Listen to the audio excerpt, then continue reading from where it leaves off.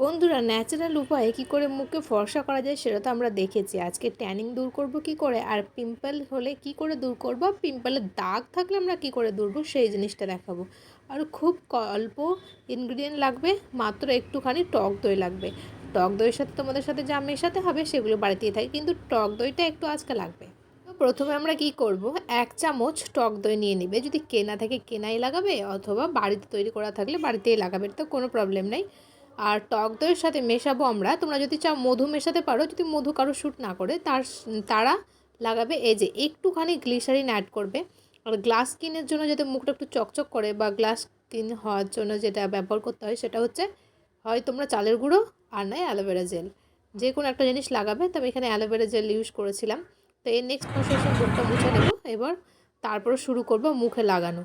আর এইটা হালকা হাতে ম্যাসেজ করব, কারণ পরের স্টেপে আবার একটা ফ্যাক লাগাবো। তার আগে আমরা এটা ক্লিনজার হিসেবে লাগিয়ে নেব আর ভালো করে একটু ম্যাসাজ করে নেব পুরো মুখে। যেখানে যেখানে প্রবলেম সেখানে হালকা হাতে ম্যাসাজ করব, যাতে কোনো রকম প্রবলেম না হয়। আমার কালকের তুলনায় আজকের ব্রণটা অনেকটা হালকা হয়ে গেছে, ছোট হয়ে গেছে এবং মরা মরা হয়ে গেছে। তো বন্ধুরা, মুখে মধু অথবা দই লাগালে তোমাদের ডেড স্কিনটা উঠে যায় এবং সুন্দর স্কিন দেয় এবং একটা চকচকে স্কিন দেয়। তো আমরা কি করব, এটা ক্লেনজার হিসেবে ইউজ করার পর এটাকে ভালো করে মুছে নেব, আর এটাকে ধুবো না। তারপরে যে নেক্সট প্রসেস করব সেটাতে আসার আগে বলে দিই, এটা তোমরা যদি চাও 2বার করে দিনে করতে পারো, কারণ ব্রণের দাগ উঠে যাবে, অথবা একবারও করতে পারো, তাতেও তোমাদের অনেক রেজাল্ট দেবে। বন্ধুরা, শীতকাল হোক বা গরমকাল, টক দইয়ের বিকল্প নাই, কারণ টক দই অনেক ভালো কাজ করে। তাই টক দইয়ের ফেসিয়াল যদি বাড়িতে বসে করা যায় খুব ভালো হয়।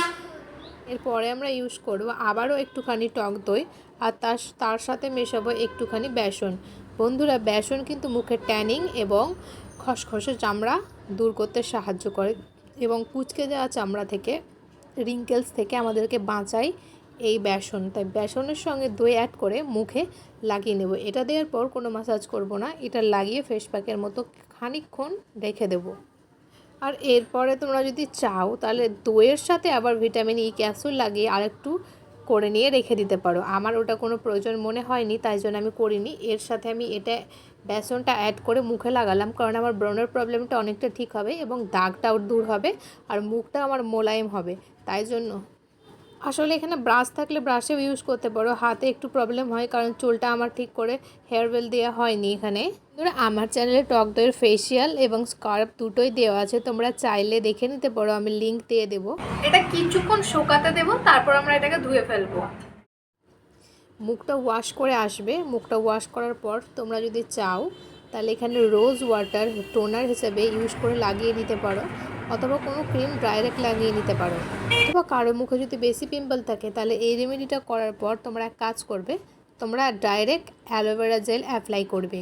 সেটা অ্যাপ্লাই করার পর কিন্তু বাইরে যাওয়া যাবে না, কারণ বাইরে গেলে সানস্ক্রিন ইউজ করতে হবে, ক্রিমও ইউজ করতে হবে। তাই বাড়িতে থাকলে অ্যালোভেরা জেল অবশ্যই ইউজ করো। তাই আজকের ভিডিওটা এখানেই, দেখা হবে নতুন একটা ভিডিওর সঙ্গে। ততক্ষণ ভালো থাকবে, সুস্থ থাকবে এবং ভালো লাগলে চ্যানেলটিকে একটা লাইক করে দেবে অ্যান্ড সাবস্ক্রাইব করে দেবে। রাধে রাধে।